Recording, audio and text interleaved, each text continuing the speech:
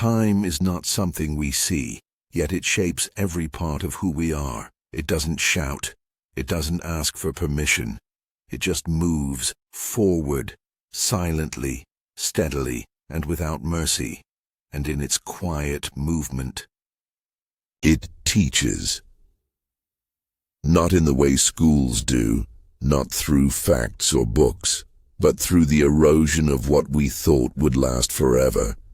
It teaches us through goodbyes we didn't get to say, through birthdays with an empty chair at the table, through old songs that now feel like wounds, through smiles that live only in memory. This is the curriculum of life.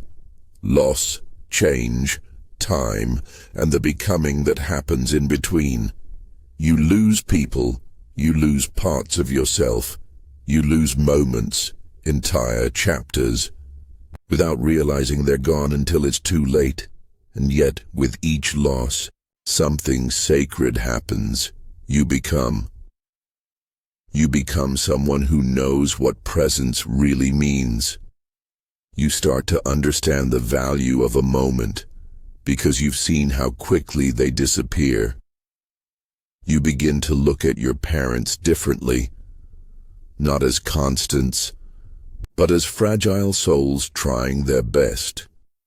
You begin to hold your friends a little longer, because you know time has a habit of taking people without warning.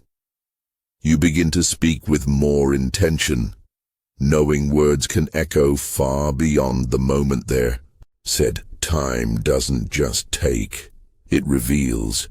It reveals who we are when we've lost everything we clung to, when the world goes silent, and we are left with nothing but ourselves. It shows us the truth, that we are not promised tomorrow, that love is not possession, that holding on is not the same as never letting go, and so you learn to let go, not in bitterness, but in reverence. You learn to forgive people who never said sorry. You learn to love those who left, not because they deserved it, but because you deserve peace. You learn to remember without breaking. Grief is not a mountain to be climbed. It is a sea to be carried, some days calm, others unbearable, but always there, always shifting, always teaching.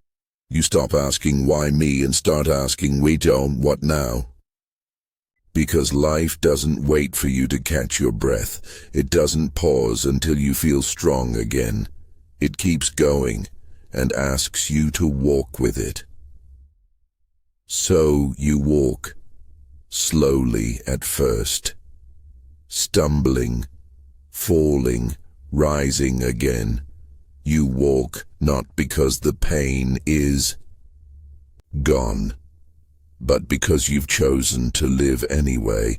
You've chosen to honor what you've lost by being fully present with what you still have. You've chosen to make your wounds a source of wisdom, not a prison. Time teaches stillness. It teaches that sitting in silence is not weakness, it's strength. That we don't always need answers to heal. Sometimes we just need space. Space to feel, to cry, to remember. It teaches that some people are with us longer than others, not because we did anything wrong, but because their chapter in our story had an end, and some chapters end too soon. But endings are not failures. They are necessary pauses in the song of life. They give rhythm to our existence. You don't become stronger by forgetting. You become stronger by remembering without breaking, by choosing to show up, heart open, scars and all in. Then one day, you begin to see differently. You notice how light moves through trees at sunset. You hear meaning in words that once sounded ordinary. You feel a presence in places that used to feel empty. You realize time didn't take everything. It left behind a softer version of you, one who loves more, fears less, and understands deeply that nothing is ever truly lost. Because love, once given, doesn't die. It transforms. It becomes laughter in your memory, a whisper when you're alone, a hand on your shoulder when you need it most. This is the quiet gift of time. Not the erasing of grief, but the transformation of it. Turning sorrow into softness, wounds into wisdom, memories into meaning, and with time, you stop chasing forever. You start embracing now. You find peace not in the promise of permanence, but in the richness of impermanence. You say, I love you without delay. You apologize first. You forgive freely. You slow down, and in doing so, you live. Not in fear of what might be lost, but in gratitude for what is still here. Because you've learned. The weight of time is not a burden, it is a blessing.